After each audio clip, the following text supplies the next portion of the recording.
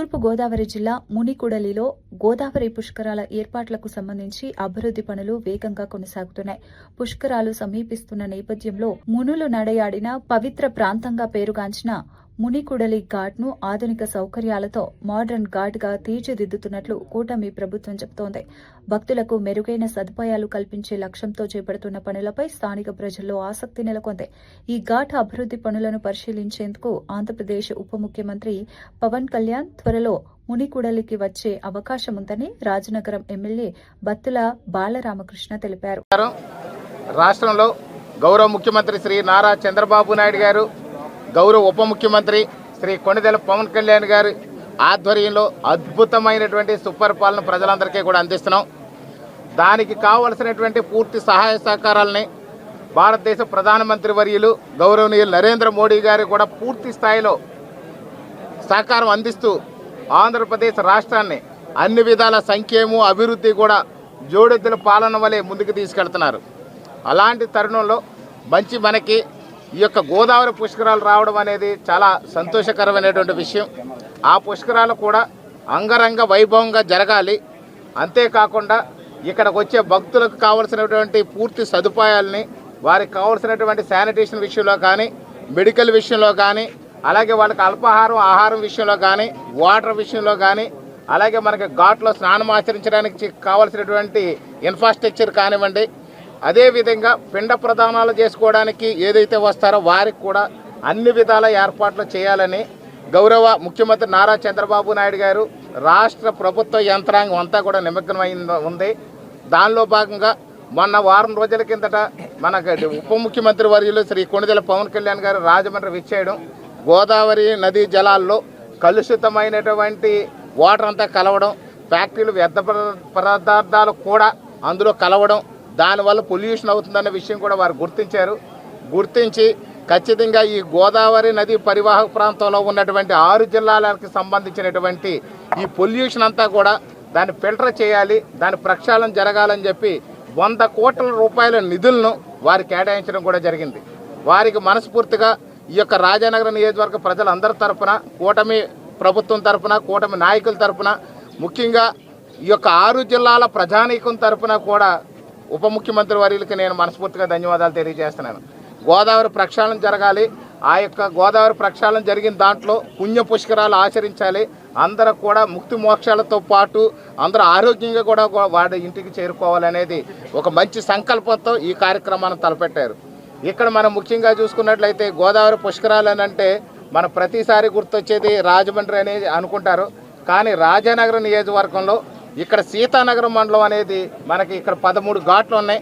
ఇప్పుడు మరో 2 ఘాట్లు కూడా మనం పెంచాలనుకుంటున్నాం. 15 ఘాట్లతో మనకి ఇక్కడ సీతానగరం మండలంలోని ప్రత్యేకమైన పుష్కరాలు జరిపించాలని మనం ఏర్పాట్లు చేస్తున్నాం. గతంలో కూడా ఇక్కడ మంచి ఘాట్లు ఏర్పాటు చేశారు. ఈ యొక్క పుష్కరాల నిమిత్తం కూడా అద్భుతమైన ఘాట్లు తీర్చిదిద్దాలని మన మునుకోడల్లో ఉన్నటువంటి చారిత్రాత్మకమైనటువంటి ఈ ఘాట్ని మనకి ఆదర్శ ఘాటుగా తీర్చిదిద్దాలి, ఒక మోడల్ ఘాటుగా తీర్చిదిద్దాలని పవన్ కళ్యాణ్ గారి సంకల్పం మేరకు ఈ రోజున మునుకోడల్లో ఉన్నటువంటి ఘాట్ను మేమందరం కూడా తెలుగుదేశం, జనసేన, భారతీయ జనతా పార్టీ నాయకులు, అధికారులతో కలిసి ఈరోజు సందర్శించి దీని ప్లానింగ్ ఏ విధంగా ఉండాలనేది చూసాం. మునుకోడలు అనే దానికి ఒక చారిత్రాత్మకమైనటువంటి హిస్టరీ ఉంది. దీనికి మునులందరూ కలిసి కూడి ఇక్కడ స్నానం ఆచరించి యజ్ఞయాగాలు చేసి తపస్సు చేసి ఇక్కడ ఉన్నటువంటి అన్ని విధాలుగా కూడా ఒక ముక్తి మోక్షాలు పొందే విధంగా ఈ ఘాట్ను ఆ రోజుల్లోనే తయారు చేశారు.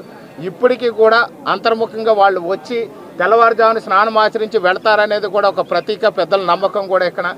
ఇక్కడ శివకేశవులకి ఇద్దరికీ కూడా ఇక భేదం లేదనే విధంగా ఇక్కడ ఉన్నటువంటి వేణుగోపాల స్వామి వారు ఉన్నారు, రుక్మిణి సత్యభామ సమేత వేణుగోపాల స్వామి వారు ఉన్నారు. అది ఎప్పుడో పురాతన 1124వ సంవత్సరంలో ఇక్కడ ప్రతిష్ఠించినట్టుగా కూడా పురాణాలు ఘోషిస్తున్నాయి. అదేవిధంగా ఇక్కడ ఒక స్ఫటిక శివలింగం కూడా ప్రతిష్ఠించారు అప్పట్లో. ఆ శివలింగానికి కూడా మనకి ఎప్పుడైతే పౌర్ణమి వస్తుందో పౌర్ణమి కాలానికి అది ముదిర గోధుమ రంగులో శివలింగం అనేది మారడం కూడా జరుగుద్ది.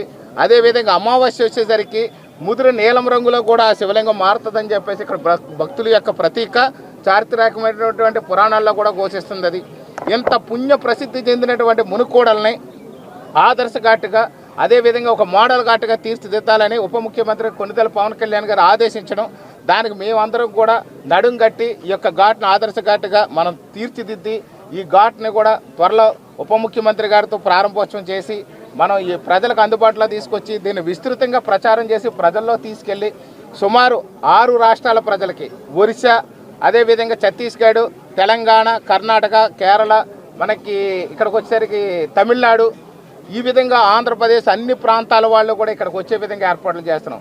ముఖ్యంగా కానీ చూసుకుంటే ఉత్తర ఆంధ్ర నుంచి కానీ వచ్చే వైపు ఎవరైతే వైజాగ్ సైడ్ నుంచి వస్తారో తుని వైపు నుంచి వాళ్ళందరికీ కూడా గండేపల్లి దగ్గర ఒక రోడ్డు కట్ చేసాం. గండేపల్లి దగ్గర నుంచి మొదలుపెట్టి గండేపల్లి, గాదరాడ, కోరుకొండ మీదుగా కాపువరం, మొగ్గళ్ళ వచ్చి మునుకోడలు రావచ్చు. మరొక రోడ్డు ఏంటంటే ఏదైతే పాడేరు సైడ్ నుంచి వస్తారో వాళ్ళు కూడా రంపచోడవరం, వయ్య, గోకవరం, కోరుకొండ వచ్చి కూడా మునుకోడలు చేరుకోవచ్చు. అదేవిధంగా మరొకటి ఏంటంటే చిత్తూరు సైడ్ నుంచి వచ్చి భద్రాచలం సైడ్ నుంచి వచ్చే వాళ్ళకి కూడా రోడ్లు బ్రహ్మాండమైన ఏర్పాట్లు చేస్తున్నాం. ఇక్కడ టెంట్ సిటీలు కూడా ఏర్పాటు చేస్తున్నాం. ఆదర్శ పంచాయతీలు ఏదైతే పుష్కర ఆదర్శ పంచాయతీలుగా కూడా 263 పంచాయతీలని ఉప ముఖ్యమంత్రి పవన్ కళ్యాణ్ గారు ఏర్పాటు చేసి పుష్కర పంచాయతీలుగా వాటిని తీర్చిదిద్ది ఆ యొక్క పంచాయతీల్లో ఉన్నటువంటి ఖాళీ స్థలాలు కానీ లేదా ప్రజల యొక్క జిరాయితీ పొలాల్లో కానీ ఆ పంచాయతీ పరిధిలోకి తీసుకొచ్చి అక్కడ కావలసినటువంటి టెంట్ హౌస్లు ఏర్పాటు చేసి ఎవరైనా వస్తే బయట నుంచి వచ్చే భక్తులందరూ కూడా అక్కడికి ఖచ్చితంగా వాళ్ళ స్నానం ఆచరించడానికి కానివ్వండి, అక్కడ కావాలని ఫ్రెష్ అవ్వడానికి అన్ని విధాలుగా కూడా ఏర్పాట్లు చేస్తున్నారు.